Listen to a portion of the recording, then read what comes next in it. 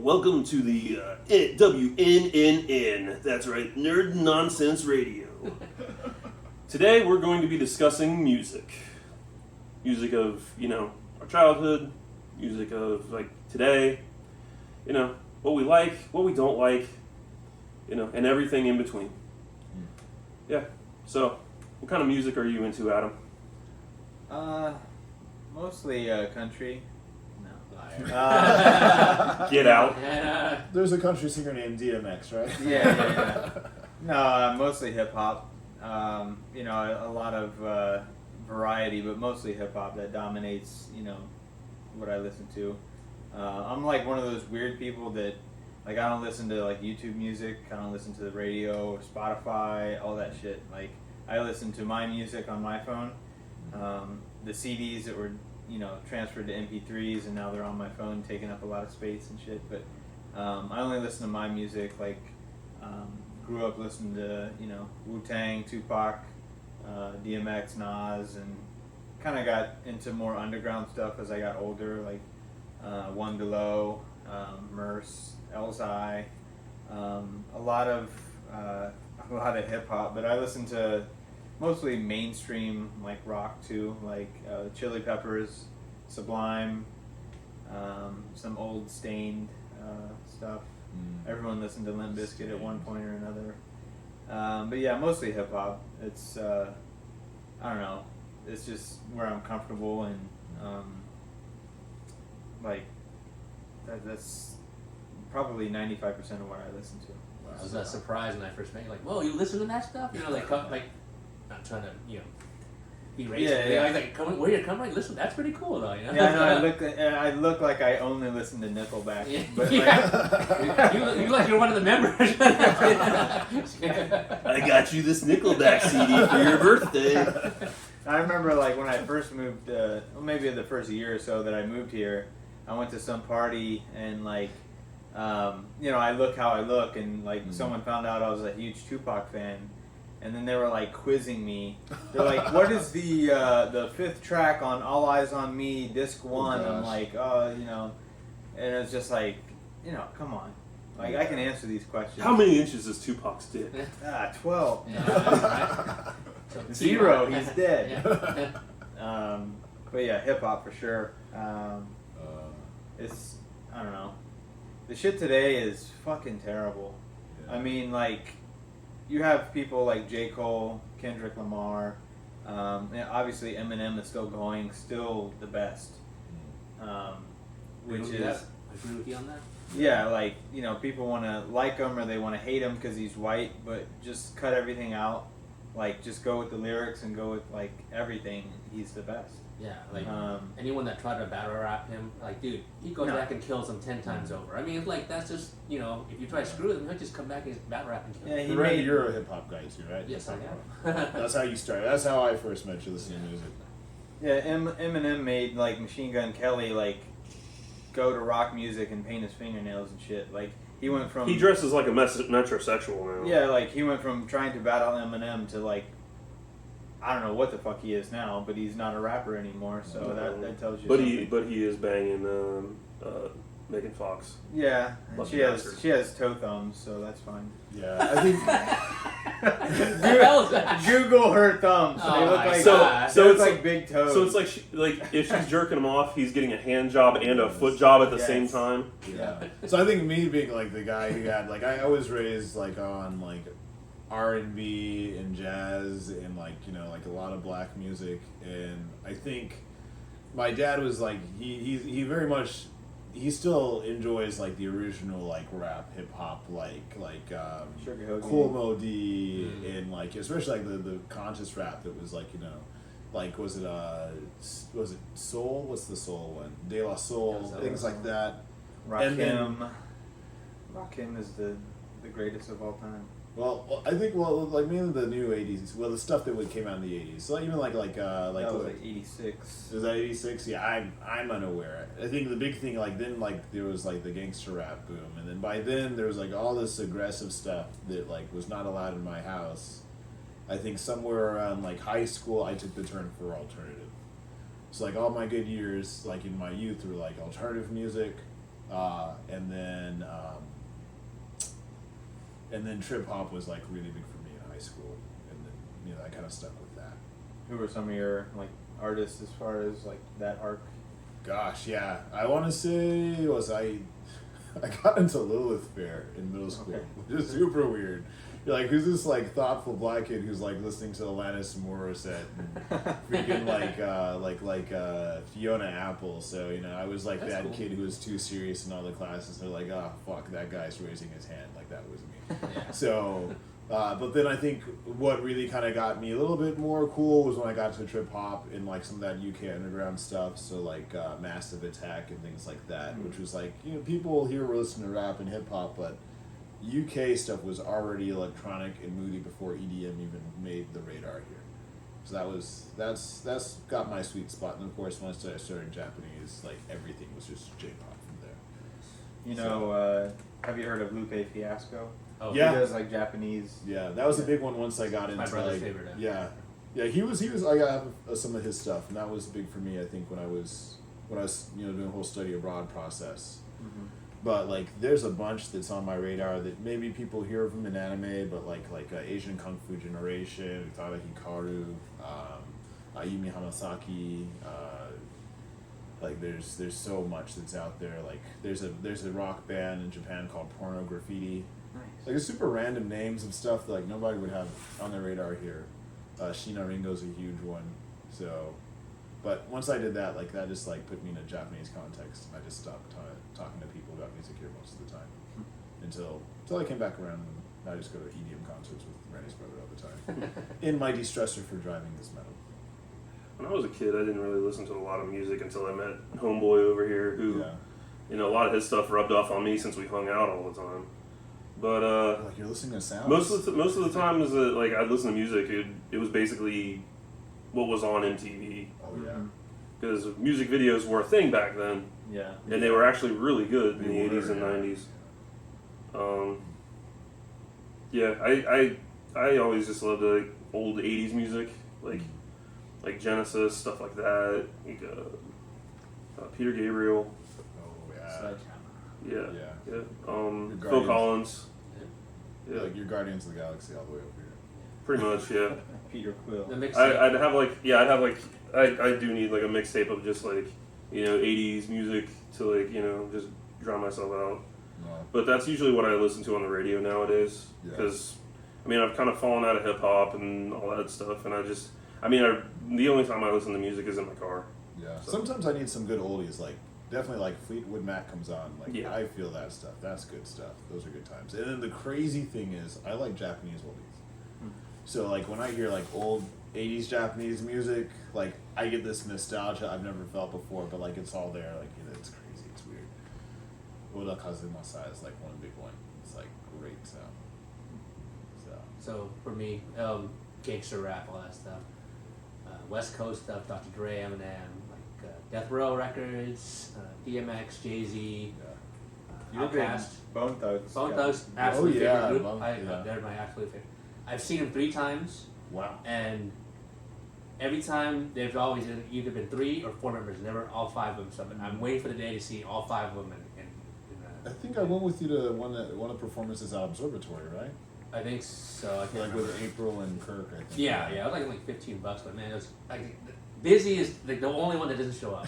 I got this. Yeah, He's kinda, busy. He's Yeah, got something exactly. Busy Bone. Yeah, Busy. mentally. Yeah, Figured so- that Lazy Oh, yeah. Bone would be the one. Right. That, He's actually I'm lazy, you I know, didn't feel like showing up. right. Total opposite, right? But Uh, yeah, I like to Blink 182, Linkin Park, but might get some grief or gut from you guys. But I was like some of the boy bands back in the day, the love Oh, songs. I was a sucker yeah, for those. You're like, yeah. Still having a something sister to too. We watched Yeah. TRL. That you kind of reached out to like, oh yeah, you're looking for that girl and all that stuff. Like, oh man, it's deep, yeah. So there's a funny story, true story too. But when I first met my wife, when she was my girlfriend, I was like, hey, I have a lot of love songs that I could put on your computer. I could put them on your computer for you if you want me to. And that's what and she said, you like love songs? I like them too. All right, then I'll put them on your computer. So that's like a move for you guys right there. Just show them a bunch of good love songs. So that's a move right there. You get to do it. Yeah. I think I grew up having like a lot of, especially like being in East County, I had like a lot of good white films I grew up with, and then when want to say because of that I had like this really big alternative, sort of music that I got into. So like my last year's elementary school, one of my good friends during then introduced me like Offspring. Offspring, when I first heard them, I totally had a headache. And then like the one that I could listen to the most was like alternative, like Smashing Pumpkins. Like it was great stuff. And then I had another friend in high school years who got me into like more alternative metal. So then like Incubus of course was cool. And then I think one of the first concerts I ever went to was Lamb of God. And like I didn't know that was like a hardcore metal band. Like it was like okay, they have a mosh pit and these kids are like hurting each other. And then like now when I'm driving like or sometimes at the gym, like there's one band called Hatebreed, which is just like intensity that helps me get through my workout or get through traffic. Or Lorna Shore is crazy, like they rage like crazy. Sepultura, like sometimes I just need work that energizes me and get my stress out from being at the office. So with music, you guys named your guys' favorites and all that stuff like that. The radio was a big part of it, So like, what do you guys feel about how the radio was back then compared to like what we were talking about earlier, like what it is now? I mean, I don't really listen to the radio. Although I did, I drove my wife's car yesterday. I was on the road for like 40 minutes, and I just had the radio. I think they played like 4 songs in like 45 minutes. I'm just like, it's just commercials and then like a few songs. And so I don't really listen to the radio, but sometimes I'll throw on like a YouTube mix, like on the TV, because like my son loves dancing, so he'll, I'll just throw on some like Michael Jackson or some like 80s stuff, and he's just like going to town with that. Not explicit, of course, right? No, yeah. Although I did. You see Michael Jackson on the TV reaching through the screen to grab your baby. No, I did have him listen to like Hit 'Em Up, Tupac. Oh, that was the most gangster shit. But He's too young to understand. Stuff, Yeah, right? yeah. So, Yeah. yeah. But yeah, I mean, today, like, it's all about Spotify and iTunes and all this stuff. And sometimes I'll go on there and see what's like popular, and all the rap stuff sounds like the same. Like they're using like that auto-tune, like half singing, half rapping. Mumble rap. They look like fucking Rainbow Bright. Like you watch the video and it's like all these fuckers look exactly the same and they sound the same and they have, these stupid gold teeth or whatever is going on nowadays. And so here's the prerequisites for being a rapper nowadays. Just call me how it is. I'm not trying to be hating on it. Name has to start with little. No rapping talent whatsoever. You probably don't know what rapping is from previous talents. I heard some of them don't even know who Biggie and Tupac are. Yeah. Oh, what? If you don't know that, then you shouldn't be Well, lying. there's some of them that like say that they don't like them. Yeah. Is it like that'd be like saying like, I play basketball, but I think Michael Jordan sucks. It's just like, then you don't like basketball. Right. And then like last one pretty much is like no cred, no growing up through hard times and getting like using music as a way of getting out of life. Like none of that. It's just like you have some kind of crappy idea, we're gonna throw it in there and make it some kind of new song or something like that. And that's pretty much the prerequisites for becoming a rap star nowadays. Yeah, and you have to be a snitch, and you have to like, like I said, look like Rainbow Bright. Like what the fuck is going on? I think you're pretty much talking about one rapper, but I know what you're talking about. No, there's a lot of them Takeshi that Six like Nine. cheap hair and all this 6ix9ine, shit. Oh yeah. I mean, Yeah. But I think it's one of the things that was really cool, especially with all the tech thing in the '90s, was like there's like this huge electronic sort of stuff. So like me being into trip hop, like I liked that, like Massive Attack, Prodigy, you had all these really kind of edgy sort of UK. Moby was huge, right? But I think now like everything's gone to this. It was also very underground, but like now it's so mainstream. It's like every celebrity who has a kid is a DJ now, and like. It's kind of lost some of its like underground sort of flair that you used to have. Like when you watched the movie Blade, like that was like real. yeah, techno. That was some hard techno. Or even like the end of like the or the Mortal Kombat soundtrack. Yeah. Like that was some hard like mixing sort of stuff. But now everything is about, even in the hip hop way, people make moods. Yeah. Like I want to listen to a mood. Like you're not here for a mood. Like you're people are like I'm getting out of my house on the weekend. I'm gonna have like a club environment and just like be freaking cool before I have to go back to school or work.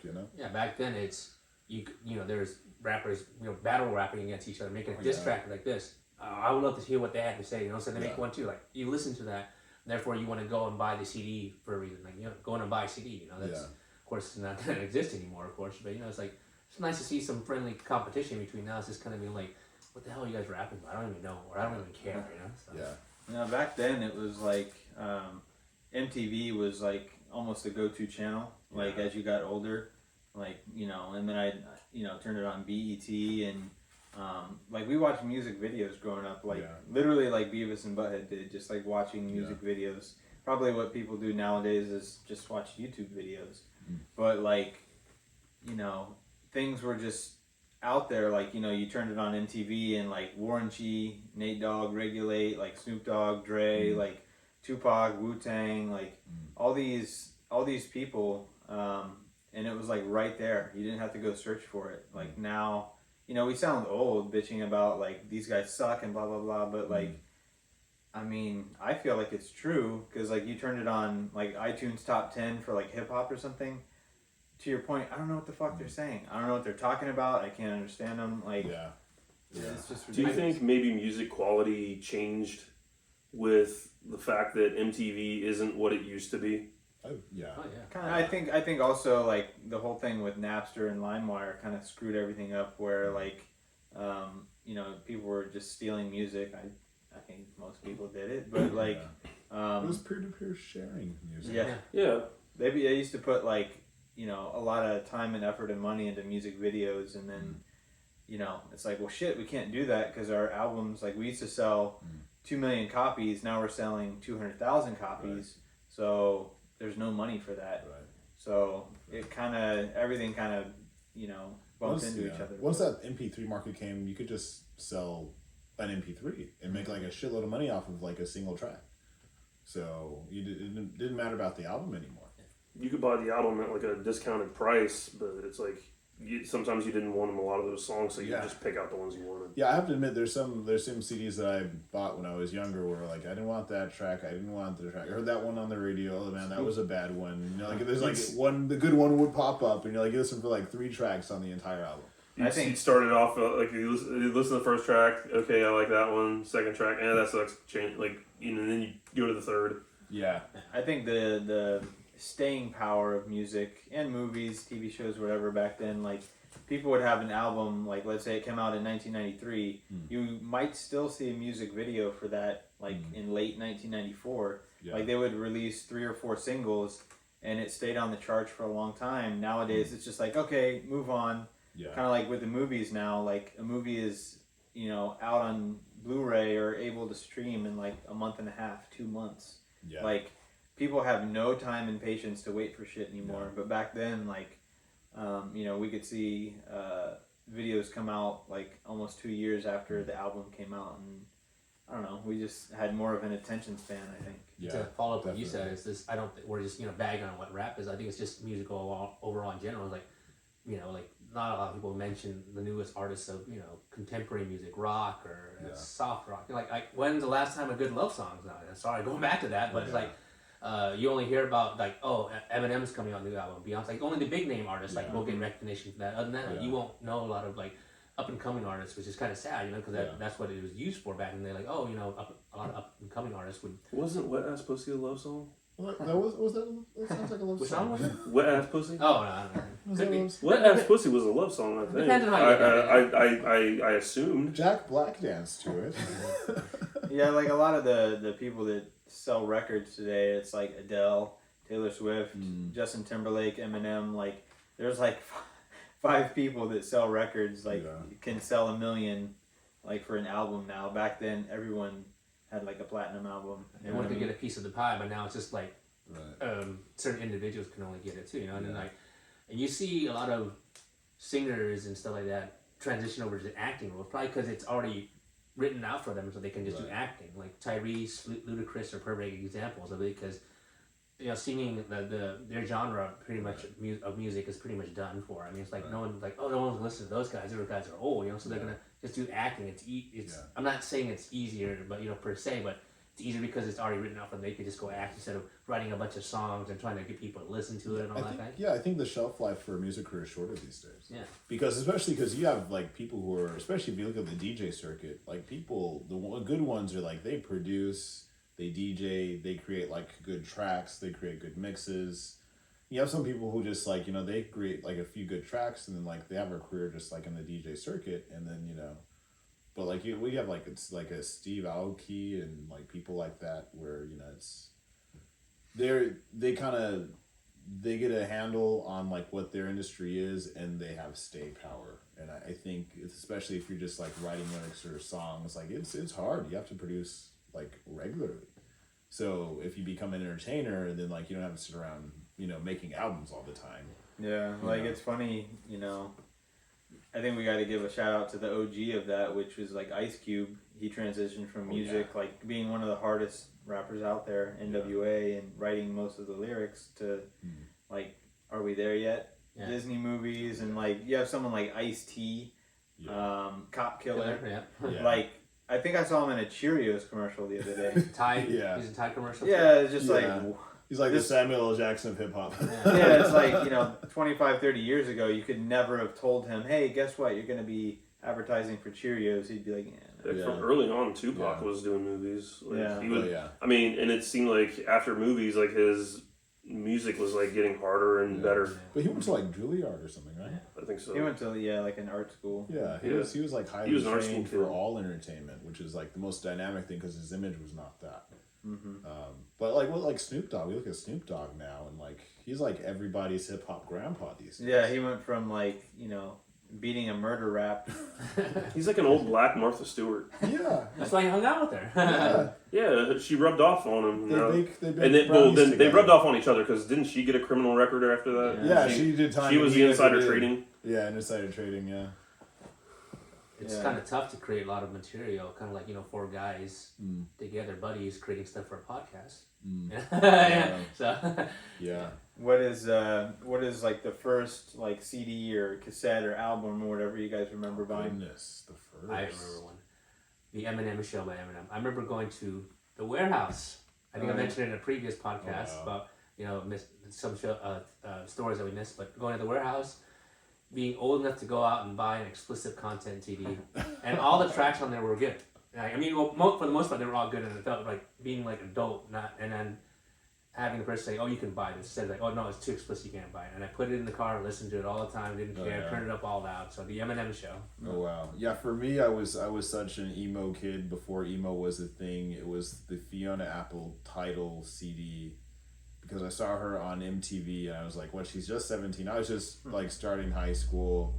I was like, wow, she's so deep and cerebral. And then I remember like I would put that on repeat and I would like listen, like I would read the lyrics. It was one of my favorite CDs I ever bought. I remember, I think my first one was Tupac's All Eyes on Me. Oh, yeah. Yeah, that's a classic. The first album I ever bought isn't hip hop. It was The Offspring Smash. 1994. It was a cassette tape, but the first CD I ever bought was All Eyes on Me. And if you know that CD, it has a very small, very, very small parental advisory sticker. And I just put my thumb over it and handed it to my mom. And I was like, "Can I get this?" And she looked at it, was looking for that, Yeah. And she's like, "Okay." Very nice. Yeah. Didn't I have to? I bought that one Tupac album for you. With Strictly. Yeah, because like the guy didn't question me or anything. Like I just walked up, gave him money, and came out. There you go. Funny. I think when you said cassette, that changed everything. I think the first cassette, I don't know if it was my own money, but I think the first cassette was like the Aladdin soundtrack. Yeah. Isn't it kind of funny just think back at it, like, when you're a kid, like, you're trying to buy things that you couldn't as an adult, like, explicit or absolutely not for kids, right? I mean, you're like, the joy of trying to get it, like trying to trick your parents or trying to get someone else to buy it for you, Yeah, I was so rules oriented. I just kind of figured out what's the smart loop around. So I think it had to be high school, and like some of my friends were just like, they were the ones who mastered how to sneak the Prince of Obvious stuff. I was just always so like, I was gonna have a heart attack whenever. My mentality was always like, the more my parents told me not to do it, the more I wanted to do it. I think that's like, everyone's shit, thing. It's like do it. your parents are Don't like, put it on don't the do Playboy. this. Don't put it on the Playboy channel. And when they went to work, guess what we did? We put it on the Playboy channel. Oh, see, I was just the yes sir kid. Yes ma'am, yes sir. Oh, funny. Yeah, if you didn't have the Playboy channel, it was like I saw a boob, like the snow on the TV. Or back in the day, you had if your dad had a stash of magazines. Oh, Kids today will never understand that. Yeah, you can. Everyone's Google. uncle or dad had something, right? Right. Yeah. Oh. I remember I got caught with my dad's Playboys, and my brother snitched on me. My mom was upset and wanted to ground me. My dad was just glad I wasn't gay. Yeah, like I had like an adopted uncle who was like my parents from the Navy, and like when they would come and stay at our house, and then there'd be stuff in the sea bag, and it was like, oh wow, like I saw everything, I just didn't talk about it. I didn't see that. So what do you guys feel about the music industry today? Is it going to stay the same? Anything going to progress? It's just gonna get worse. Yeah. I mean, it's Mumble rap will turn into even mumblier rap. Yeah. Yeah. There's a few people that are keeping like hip hop alive, like what I deem as true hip hop, like Eminem, Pusha T, J. Cole, people like that. But to try to listen to like even someone like Jay-Z with as much staying power as he's had. I haven't listened to his most recent album, or like DMX like completely fell off before he died. It's just like kind of sad, like people don't stay around that long. Like Aerosmith or the Rolling Stones are still out there like playing shows, and it's like. Geez, But can you see like rappers out there in their 70s doing that stuff? Yeah. Yeah. Like jumping around the stage, and it's like their bones just shatter. I went to see Rakim like a couple years ago, and he's probably like around 50 something, so he still has it. But like, yeah, to see a rapper like to go see KRS-One when he's like 70, it's gonna be I think like the thing is, when you're a talent, you need to move on, and I think every even in the entertainment industry, like people who are in Hollywood, even like Robert Redford was like, all right, I'm gonna take a fucking break. I'm just gonna make movies. So I think if you're in the music business, there's a time where you're like, okay, I'm gonna give myself 5 more years, and then I'm gonna step back and just produce. And I think that's kind of the thing these days. I think what it's easy to produce these days, like when you look at the kid of like every one of these hip hop stars, because they're old people now. They have like kids they're putting through college. I was talking to my sister the other day, and like every single kid's like, okay, they're oh hey, my kid's a DJ, and like that's the way it's going. I think it's just the distribution of skill to produce sound is so much easier. People can auto-tune their voice and produce something. I think we're kind of, music as we know it is kind of a dying art form in a way. Yeah, I think people are just gonna like production wise. Yeah, like there's gonna be less original music. Like one of the people I think is the most talented that I've ever seen is Alicia Keys. Oh yeah. Like her music is like original, but it sounds like so good. Like it sounds like the shit that came out in like the 40s, 50s, 60s. Like it sounds like an old school track. It's her voice. Yeah, she's talented. Like I think live music is where it's at, and the problem is like hip hop has become so digital that you're gonna have to find where's that live spot, where's that bar, where's that club where people do like the old school live stuff. Make sure my mic has the auto tune already on it, so I sound like I do on the album. I mean, like that too. Like, do people actually like DJ anymore? Like with actual records?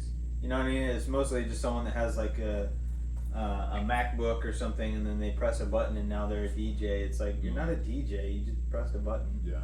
It's like I washed my clothes today. You mean the machine washed your clothes? You pressed a button. Yeah. You know what I mean? So it's just and even the equipment's like you have this really expensive equipment. Like the DJs we grew up with in the 90s had like really old school stuff with like plugs and panels, and like now it's just like you have everything in a laptop. Mm-hmm. Yeah, and then you hear a lot of songs on the radio now have tunes and stuff from previous songs. Like, wait a minute, now you're just biting off somebody else. Yeah, you're just biting off somebody else. Like that's somebody else's song, and you're using your beat, their beat, to make your song better. Mashups and things like that. They sample someone else's like tunes. And like, that's always been done. Like that's how hip hop was started. Like old R&B records, like they rapped over them. But like I think the first person to like take it super mainstream was like Puff Daddy in 1997. Yeah, I was thinking that because like every time I hear Sting come on the radio, I'm like, is this Sting or is this Puff Daddy? You think of him like wrecking on that motorcycle, like in the video. The first time I ever saw that video, I died. I was in tears laughing when he fell, when he just wrecked. Like, I guess that's why I still like rock, because you can still get this pure sound. Like I like punk rock because you can still get this pure sound, especially the indie stuff, because they sometimes get rap like in bands like Gorillaz, like will never get old. Yeah. And I think like maybe even like there's rare ones like Outkast where I think if they come back out and do something, it's gonna be gold. Whatever they do, Yeah, it's just they can keep up. kind of like a rarity, but yeah, Outkast came and did like a concert thing or something. I'd go to see it, like something old school, just like I think there was one that was kind of like somewhere up in like L.A. area, and it had all like the West Side Connection and like all the hip West Coast guys, Warren G and Mac 10 and all that kind of stuff like that. Like, dude, I want to go to that. Yeah. I see, like that sounds cool, So I was like, but it's. You have to get a bunch of acts together to go do that and stuff, and it's more of a rarity nowadays. It's just kind of like, so it's always good to have it, on our phones or something to listen to, especially at the gym or something like that, or in the car. Just, and who wants to go to like a concert with like all these new people, like with all the kids nowadays, like who are into it, and you're like, God, this sucks, and all these kids around you are into it. God, these are some dumb kids. I remember know what good music is. The first concert or show I ever went to was the Anger Management Tour, 2005, like Eminem, 50 Cent, B12, Obi Trice, and actually at that show here in San Diego, I got to meet. I went with you. Yeah, I met Proof. Got like that, Lance Armstrong. I think I lost mine. I still have it. I don't know where it is though, but he gave us me and Adam were the only ones who knew who he was, and we were asking him. We're like, Proof, can you get like a photo or a picture? He's like, oh no, I gotta go. But he gave us these wristbands. Yeah. He said that was coming up for his. I remember you guys talked about that. Upcoming album. Yeah. Before the show, like they were doing battle raps outside. Yeah. He inserted himself into the battle rap, and it was just like, okay, okay, this is a real rapper. All you like local guys, it's just like, that was a joke. But that show was awesome just because of like all the stars. But like, if I go to something nowadays, I want it to be more of like a smaller venue where I can actually maybe get an autograph from the person or talk to him. Remember we saw that DMX show, but he was 3 hours late. Yeah. But like going to a giant show where there's like thousands of people. Yeah. Like, I mean, in my opinion, you're better served to just watch it on YouTube or something, because like it's almost like you're not even there if you're in the back. Yeah. I think I definitely keep up with like a lot of young folks with the EDM, because I go with Leon and I get a kick out of it. I think I saw Cannons play live at Petco Park, and that was pretty rad. And then like just I guess sometimes getting the buzz of other people who recognize the band, like that's pretty cool. And some of these EDM acts they're pretty huge and very international. I think the biggest kind of like old school buzz thing that I never got a chance to go to was like Family Values Tour. We had like Limp Bizkit and Korn, and like I remember watching footage. You had Rammstein, and Rammstein's like one of the best like metal industrial, and you have the lead singer who's this huge buff guy, and he has like this fake dong, and he's just like waving in the crowd. This is like crazy shit, But that was those were like our high school glory days of challenging everything. But like when you go like to at least the electronica ones, it's a cool atmosphere. Maybe the young people are a little weird and drugged out, but like it's you have some pretty high skill electronica folks who are out there these days for sure. And every now and then you get something old school. So any other guy thing you guys want to bring up or anything? I think I'm good. No. You just want your 80s mixtape. I just want my 80s mixtape. Yeah. We gotta get a cassette for Jonathan, right? Jonathan's 80s mixtape. Tell us what songs you want on there. We'll give it to you. We'll get you an old Walkman with the headphones in it, the wired headphones and everything. And walk around. And, I need plenty of AA batteries. All right. That's it. And we'll get it to you in volumes. Volume 2. One, two, three, yes. There you go. And then we'll start picking the music after that. That's it. Well, we'll get you your Cyndi Lauper. I'm not, okay, Cyndi Lauper. I'm not really that big. Yeah, I'll get that out of there. And Billy Joel. I can't stand Billy Joel. Okay. All right. That's nice. So. But you can do The Cure though, right? Yeah. All right. Okay. All right. All right. I think that does it for another episode of Nerds and Nonsense. So remember to like and subscribe on YouTube and Facebook and wherever else we are. I don't know. I don't control those pages. Yeah. Tell us what songs you guys liked. Or you guys like today's music? Do you guys like music of yesteryear? So tell us what kind of music you guys like. Yes. And as always, take it easy, and thanks for nerding out to our nonsense. See you guys. Thanks. See ya.